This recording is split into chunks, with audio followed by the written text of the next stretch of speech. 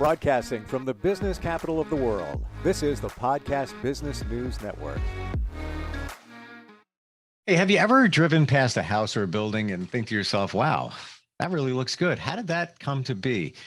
Or maybe you're thinking you're passing a house, looking at it and saying, I really like those features. I'd like to translate that to my house and maybe do an upgrade or a renovation. Well, it all starts with a excellent quality architect. And we have him here today. It is Mr. John Riggio joining us back on the program. Hi, John. How are you doing? Good. How are you, Steve? I'm fantastic. Yeah, it's great to have you back on.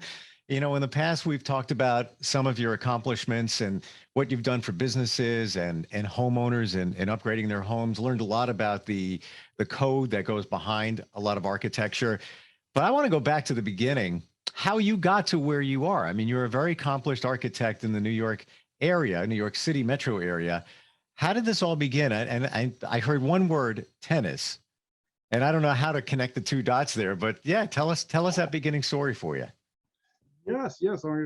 What happened is, when I was talking about how I got into tennis and my decision making on tennis, one of the big factors was when I was graduating high school was that I was involved with playing pro tennis, and architect work was flexible hours. I could work in the morning, work in the evening, and I was able to work for myself.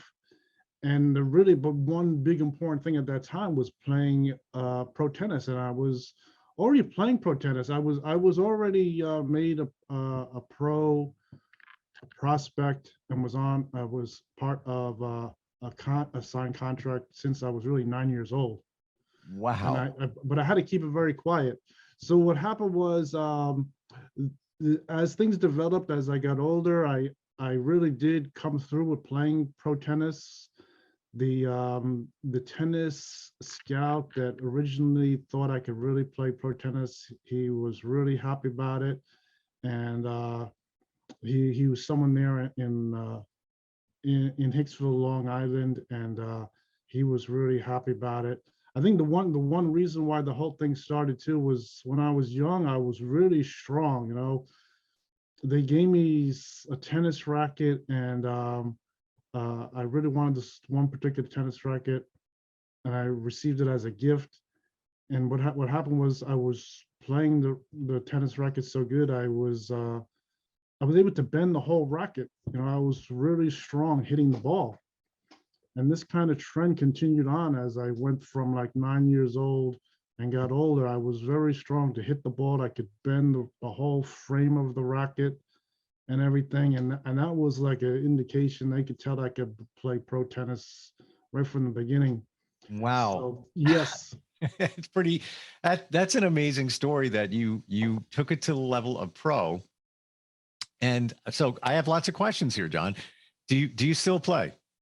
Yes, I still play. I have my own meetup of tennis. I still teach tennis now, and so I'm still playing. But what happened was, just to give you the full story of tennis, was I played tennis and I was good enough. I was able to go right up to playing ATP tennis, which is really the major league of playing tennis. And I was excellent player. And I think a lot of my tennis player is within the sports industry, the tennis industry. And what happened was I continued to played excellent tennis, played as a junior pro, meaning I'm younger than 18 years old. In the US, you have to be younger than 18 to be considered a junior player. Then when you get over 18, then you are really an adult player. So then as I graduated high school, I turned 18, became an adult player, and I did really excellent. I was always a good enough player, sort of like with bending the rackets. I was able to hold my own tennis court, you know, like being like king of the tennis court. I was able to hold my own tennis court, and people from around the world came and played tennis with me. I played with all the top names you see, you know, if you follow tennis going back years ago. And I know all the people who were like veterans of tennis playing. And so from there, I was playing tennis, and that was over in Jericho, New York. which is really a good location to start playing tennis. I think a lot of people didn't know it, but there was a lot of pro players there, and a lot of the players from the U.S. Tennis Center, they all used to come out there to play, and they ended up playing me on my court. And I had a great percentage of winning tennis games. My percentage of winning tennis games was I only lost one game in 25, and that's how pro players like gauge their tennis. You say how many losses in a certain number of games. So my percentage was excellent, and I kept playing. Then as I graduated, I ended up having my own court over at the tennis center. I had court 33. And so when I was there at court 33, and I think one thing with architect work is I was always a big builder in tennis. So I was there at court 33, which was like an ordinary court, and they took the court, they renovated the whole thing, put bleacher seats around it, and made it part of the whole tennis center there. So it was a regular court. And so that jumps me up over to like 1987. So I was playing there, playing excellent. I had my girlfriend came to my tennis court. She bought a ticket, sitting in the bleachers there, and so the whole thing is 100% real. I'm even found on some videos. I was looking to some old videos of some of the top pros like Tony Roach, and I'm in his video. You can see me there. It's really amazing. You know, I'm capturing all kinds of videos and things like that, and in fact, in particular, a lot of people around the world already knew who I was within the tennis industry. I think there's some particular players like in Europe and in Australia and different places. Everyone already knew that they were playing excellent tennis, and they knew that they were going to progress in tennis. And really, I was one player like that. So what happened was, I think I talked about this before, but I had left off in 1987 when I played in the U.S. Open. And you know, with tennis, there's always people have stories of people having little like obstacles and things like that. But what happened was my tennis playing was so great that I went to #1, and the bonus of that at that age is they gave me my own tennis bubble. My own tennis bubble was located at Alley Pond Park in Queens, New York. So that whole tennis center, I was the first one to start that whole tennis center they have there. I think a lot of people in New York City, they all go there to play, learn. It was a building there. They put showers in there for me and everything. And they gave me this desk. This desk was $3,000 desk. Wow. And it was just my desk. And then it looked over a whole set of 6 courts, this one bubble. So I was there playing there. I had my court 33. And everything was going great. They gave me a supervisor to watch the facility. He opened the door for me in the morning and everything. And everything went great. And then one thing that happened there, so I was the only player that was a primary creator of that whole complex there, the one that really built it. And what happened was I made friends with one player, and her name was, turned out to be Helena Sukova. Now she's a player that is in Switzerland, and from Switzerland, what happened was I think I made friends with her, and she came to the U.S., and I think someone forgot to give her any money to live in the U.S. So since she's there at my tennis center, I made friends with her. What I did was I took money from my family and from my own savings, and I gave it to her so she wouldn't have any problems living here. She was gonna fall into some kind of problem, which was really strange. So as part of that, also she stayed there in the tennis center, and she watched a lot of my matches and, you know, rooted for me. She's a good friend. Wow. And from that point on, she went back to Europe. And I was just recently researching her name, and I see that she had an amazing career. She continued on with her career, and she has like a whole great history there in Europe. And so from that tennis center, what happened was there were some events took place that were beyond my control. It has nothing to do with me personally. And maybe I could talk about that another time. so the tennis center, my bubble, we had to leave there. We had to move it. So it went over on court 33 temporarily, but there was no door entrance to get into it. So we had to take that bubble and we moved it over into New York City, and it went on to Sutton East Tennis. You know Sutton East Tennis in Manhattan on 59th Street? So I'm from the New York area, and the name sounds familiar. It really does. Yes. So the entrance where if you go on the Sutton East Tennis, and they have like this entrance off the street there, that entrance was built just for me. The bathrooms in there, the whole thing with the glass panels and everything. The whole thing was built for me. That was my new tennis location. And that tennis center stayed there very long, was permanent. So that worked really good. So I'd wake up in the morning, I go there, I take the train in, take the subway in there. And, I was still young. I was only like, I was going from the age of like 19 years old, going into 19, going into 20 years old. And so I was still learning. It was like, I got on the subway. I used to fall asleep on the subway going there. It was really a lot of fun. And then we go to the tennis center there, and I'd play a lot of matches. So at that point, what happened was, starting from Ali Pond to that is when they got me into playing a lot of tournaments. And my tournament winning percentages was very similar to my matches. I was only losing like 1 out of 25. I won a lot of nice ones like the Manhattan Open, the American Airlines Open, a number of other international tournaments. So at the tennis center, it became really big. Like I was saying, I was a builder of tennis centers.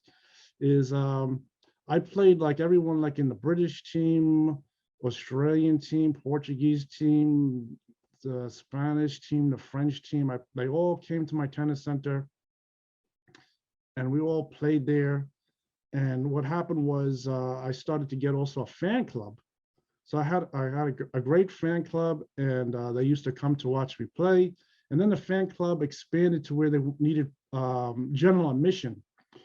So to make this whole thing with general admission at the Sutton East, they built this big red grandstand. Okay, they built this big red grandstand and painted it red. And I remember my new girlfriend there, she was always amazed at seeing how they constructed this whole grandstand and everything. So what happened was, it worked really good. They have like this big panel television screen and everything, and things were going really excellent. My winning percentages didn't falter. I was still playing great. So what happened was, at some point there, the grandstand had to be removed. They had to relocate it. But in exchange for doing the grandstand, they started to put into works to make a stadium. And they had the plans and started construction of the stadium over at the something called the Polo Grounds. Remember, they used to have the old Polo Grounds in the north of Manhattan? Well, at one of the 5 Polo Grounds, they started construction of my tennis stadium. So from the Sutton East, we were going to move over to my tennis stadium. And I think what happened was there was some problems, like I was saying, that there were some problems. So whenever something happened, like I had a lot of player tennis cards were circulated. They used to see my playing on ESPN. Now, ESPN was a really big thing. Just like, I mean, it was really, really expensive, ESPN. It was really big. And it wasn't just like local Channel 2 sports anymore. This was really big. And just to jump ahead, I was on vacation once, like a number of years ago, not too many years ago, and I met some fans of mine. They still remember me. They have my player card, and they know my whole career. It was amazing because they were broadcasting a lot of my things all the way out around the other side of the world. They were seeing my playing, so it was really excellent. I think the only thing that really was stopping some of my playing was somehow they had this thing with applying to the court for to continue ATP ranked playing at where I was playing, because that's like a certain kind of sports matter that they had to do. and there was some delays, like even like a couple of times I had to stop playing. I had to give my sweats to them, give whatever promotional things. I was sponsored by Schlesinger at that time, and I gave them all my things like in the movies, and I'd walk out. And then a couple months later, they said they got an extension. And I come back, they give me my Schlesinger things that they had. I had like a whole photo expose with Schlesinger and everything, and so that's where we was. That's like some of the problems that we're continuing. But in fact, I think the number of tournaments I won were close to 50.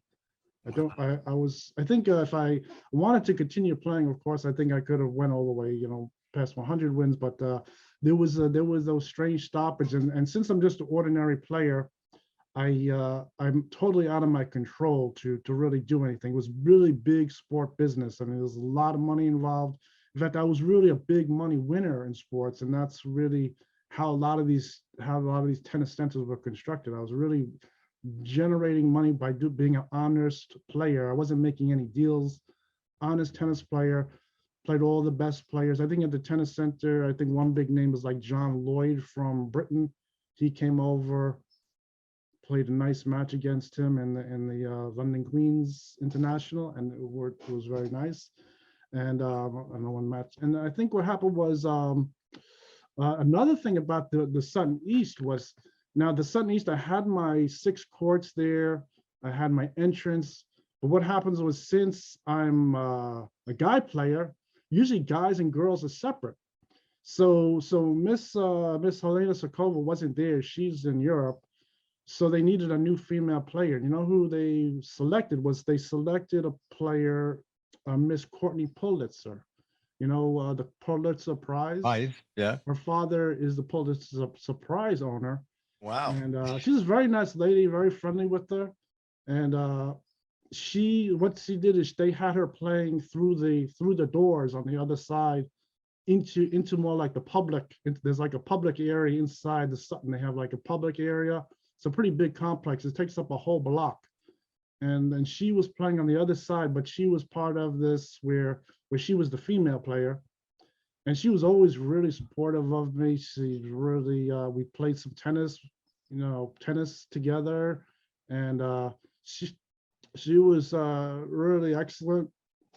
She's a good person. She's doing good things. And then what happened was, so she continued to play. And in fact, I saw her years later because she had her own networking group going. So I saw her again years later too. I saw her again over the years.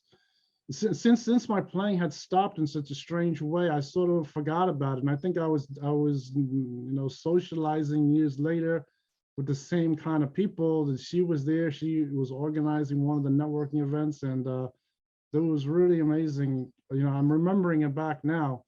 But yeah, so Courtney Pulitzer was really able to benefit off of my great playing. And she was an excellent player. A lot of people don't know that she was even a tennis player. I mean, I'm revealing this now because I know she wanted publicity, and she was in the top 10 moving up. She was in the top 10 of female players trying to do it. She could beat a lot of guy players. She couldn't beat me. I've never lost any female players the whole time. I was really a top player. They couldn't beat me. It's just that, John, this is an amazing story. Like, I had no idea of the level. You mentioned briefly tennis a couple of times back when we got together. It's just wow, what a history. So I have to know, like, how did we go from tennis to architecture? Okay, so what happened was, so that whole idea of, so while I'm playing here in the Sutton, it went on to a few years later, and I even had to try to help out. I called some lawyers, some big name lawyers. I don't want to reveal their name now, and it was really big stuff there. And so that was going on while I was in college. I was in college studying architect work, and the idea of a flexible schedule was working pretty good. I was still able to go to college and do things like a side job, and then come back and play tennis. And the whole thing with tennis, I still had to keep it quiet. I really didn't broadcast it too much. And I just noticed like a lot of times when we're playing like the big tournaments and the ESPN interviews and things like that, there's always a lot of jealous people coming over, and they want to cause problems. They want to stop, my tennis playing. They want to stop the tennis center there. I think that's pretty typical. I think a lot of people don't talk about things like that. That is pretty typical in sports, and that's what was going on there. And so that is how things stopped. But my architect work continued on because it gave me just an ordinary income. In fact, since I was a pro player, I did receive officially a income each year, and then with the bonuses and winning tournaments, I generated a lot of money. But what happened is the money really, I was still a little young. I think I wasn't like, I think the word is really like I wasn't past my mid-20s. Well, all my money was going back into my tennis, and I think a lot of my money went back into my tennis. Gave me like I won the Eastern, which was really big. Now if you watch television, you see the Eastern's one tournament. It's really 12. It's really 12 tournaments, and I won 11 out of 12. So I won all of them, and it was really big. I mean, things like that. So Amazing. that is what was going on. And then I think one problem, which really I didn't bother me, but as I played in each like set of years, I had to make up a name. I had to make up a tennis name. So I think my first tennis name that was really official was was Jack Racket. That was my first name. So That was is that the name you would go by? Yeah, this is like a name that was officially submitted, Now, and that was gonna be Jack Racket. That's really the name I started to use. And why would you? my girlfriend knew me as Jack, Hmm. and yeah. But what happened? The name changed. I mean, I had a whole series of names. I don't want to say all of them, but I had a whole series of names. And in fact, one thing at that time, which was very nice, is that one or more people involved, they made some of my cards with just my natural name, John Riggio, which was really good. And so I think like a whole thing with that is also like sport business, like you need like a publicist and everything to bring that out as far as like a memorabilia of tennis. I really can't get involved with them myself. It's not something I'm allowed to do. So So that's with the name Jack Racket, is that sort of like a stage name? Yes, it is. Yes, exactly. Okay. And I think Wow. that name would eventually I'd have to pay to like change it and register it officially as my natural name. And that's really what was going on. So, but from that, my name I used different names, but overall they were able to put most of my sport information on a player card with my natural name at that time when I was at Sutton East. That's just a In fact, at phenomenal Sutton East, I story. was also using another name. I'm not allowed to say the name, but I was also using another name. It was sort of like an actor is in a movie, he takes on a name in a set of movies, and then when the movie changes, you change the name too. They do that. I think they do that for really my own safety, really, because some people become so jealous they're gonna come over, try to stop everything, and Wow. that's what was happening. Yeah. Yeah. You're giving us an amazing history, but at the same time, the backstory on professional tennis. Because with the name thing, I was never aware of that. So that's like pretty interestingly cool. Um, so how did it all end? But where did we leave off on the professional tennis? Well, what happened was there was a stoppage because they needed to keep my ranking at the Sutton East. And what happens is that it involved a lot of things with the sponsors, having lawyers to go there. And I received one extension of time after that, and that was good. But then I had to go back again, and I think to get around that stoppage was really for me to move to California and to pick up another sponsor that they had waiting there. But I think that didn't really go ahead because I think it was too much in the wind that it wasn't going to go ahead, and that's it. So that was where that ended. So what happened was at that point I left.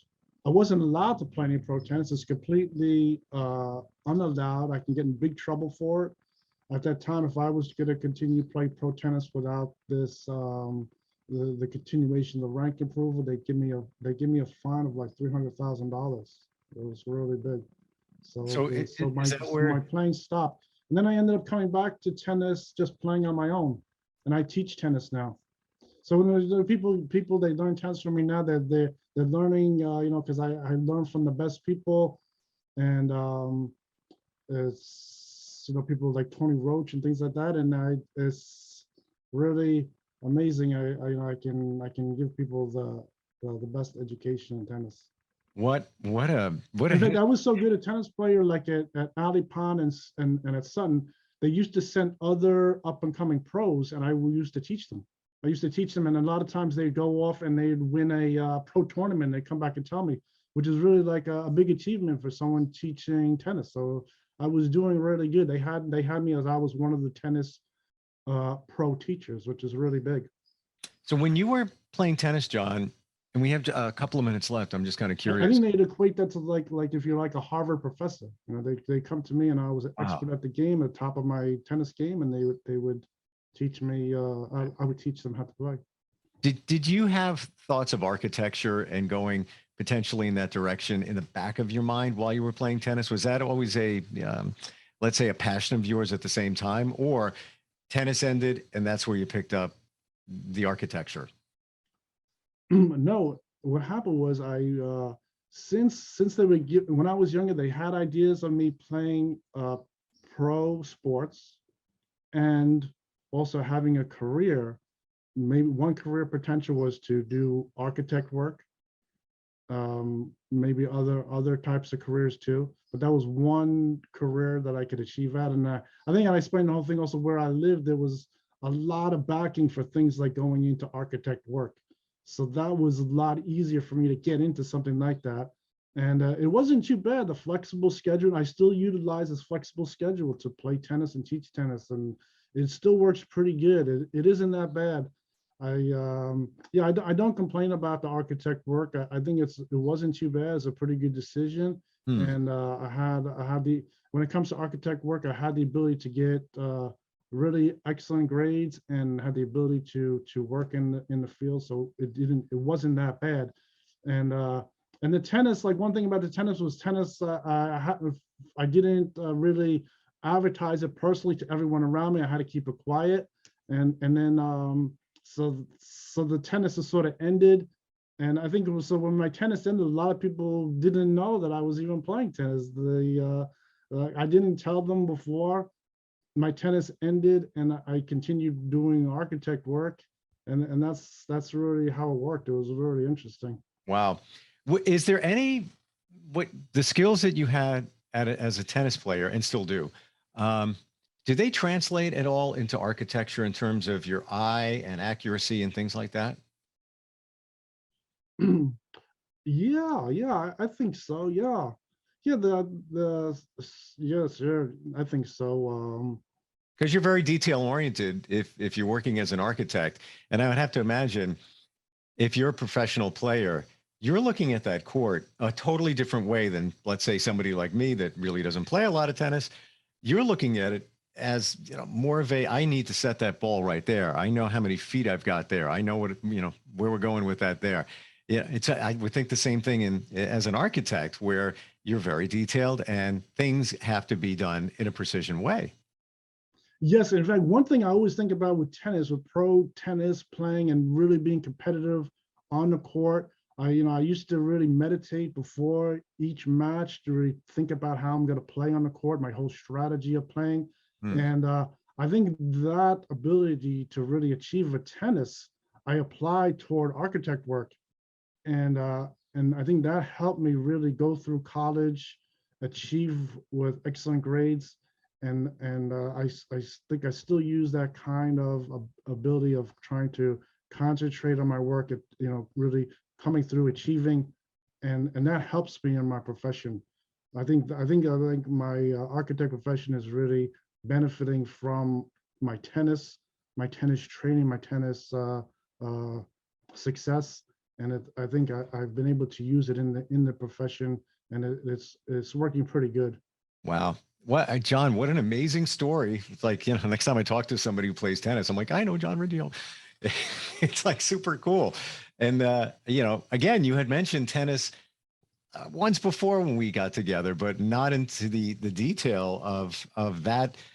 I mean, it was a career to a certain extent. It ended, maybe earlier than maybe you thought or whatever, but then you segged into architecture and just an amazing. We're out of time, but I want to tell everybody if they want to. Because what happened was I had stopped. I talked about this once before, but I stopped. Because I went up to number one, and I held that number one till my playing ended at Sun East. It ended because of other things that had to do with sport business, but my playing never came down. I didn't get into where I was losing matches and then had to start a go away and things like that. So it sort of ended where I was still playing great and wasn't really losing anything. I wasn't losing matches. I was still a big winner.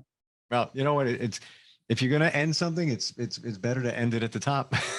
Just gotta walk away from there.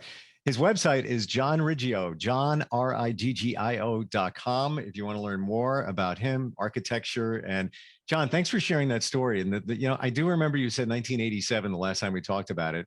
And that's where we had left off, but I'm glad we went into some detail. That's it's beyond amazing. Yes, thanks. Yeah. All right. We'll get together again. I can't believe we're out of time. We'll get together again sometime soon, John. Are you looking for even more of the podcasts and hosts that you love? The Podcast Business News Network is proud to announce that you now have even more ways to listen live. Check out the MyTuner Radio, online radio box, and Simple Radio apps on iOS and Android, or find us online. Search for Business News Network on mytuner-radio.com, or search Podcast Business News Network on streama.com and onlineradiobox.com/US. Take your podcast on the go and don't miss a minute of the action.